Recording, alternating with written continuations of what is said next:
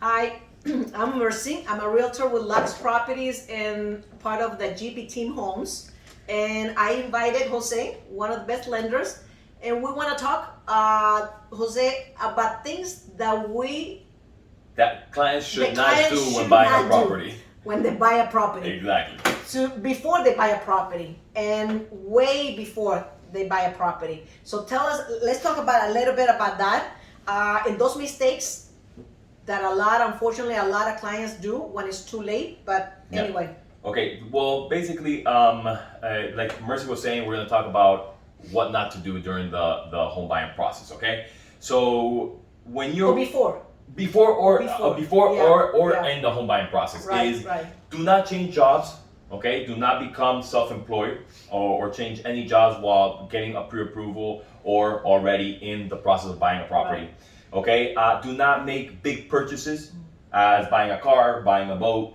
Or lend your credit to somebody else. Exactly, that was Yeah. another thing. Don't try not to co-sign for anybody else because Right. again, that debt impacts your debt to income ratio. So that means that you're going to be qualified for less. Right, right. Don't make any inquiries. Don't try to get out any credit cards or any personal loans or anything like that because again, if you make an inquiry on your credit most probably is going to drop a couple of points, and that definitely your credit score it makes a big impact when it comes to your interest rates. One of the things that a lot of people don't know is that ratio of the credit cards, because if you have a credit card with that 10,000 limit, do not use the 10,000. Exactly. So do not use the 10,000. Do not use more. Correct me if I'm wrong. More than 30% of that amount. Preferably 30%, yes, and after that, you should maintain your balance at a 10%. It's actually way better if you, for example, instead of maxing one credit card, you actually use 3 of them or 4 of them, Right. but with little amounts, because that's going to help you actually increase your credit instead of Right. putting negative points into your credit Yeah. because you have a max credit card. Yeah, You know? I mean that's something always good for your credit because it's gonna increase it. It's gonna make it a lot better.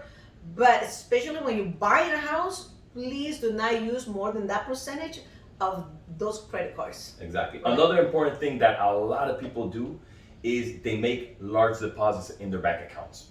Do not make large deposits in the bank account. Why? Because if the deposit is more than half of your monthly income, we will need to source Okay, that repeat amount. that one more time. Okay, so do not make big deposits, large deposits in your bank account. Okay? Why? Because we will need to source it if the deposit is half of what your income is monthly. Is more than half of what your income is monthly. For So example, the maximum is half. for example, if you earn $5,000, you shouldn't Per have month? a month, exactly $5,000 a month. Sorry about that. You shouldn't have a deposit for more than $2,500 unless you can source it. If you have a deposit of $10,000 because somebody gave you a gift A or gift? anything, something like that, we are gonna need to source it from the other account. Okay, from your donor's account. Okay, one thing that is very important: do they make a cash deposit, or better a transfer from one bank to another bank? It's Or a better to check. make a transfer from one bank to another bank. If you are going to receive a gift, this is not something that you shouldn't do. But if you are going to receive a gift, okay, because many people have this misconception, try not to tell the donor not to give you the gift before closing. It's actually better if he makes that transfer at closing, because then we won't have to source his I see. bank account. To wire that money on the same day of closing, Exactly. to wire that money to the title company. Exactly. You will require a gift letter, but your lender will provide you with that, and you'll just fill it out with the information of the donor, the person that's going to receive the loan, and whatever information it requires you to put in that letter. Do not change jobs. Do not make higher deposit more than half of what your normal income is. Do not borrow your credit to your son, your daughter, your brother, your Exactly. mom and dad. Exactly. Please do not do that.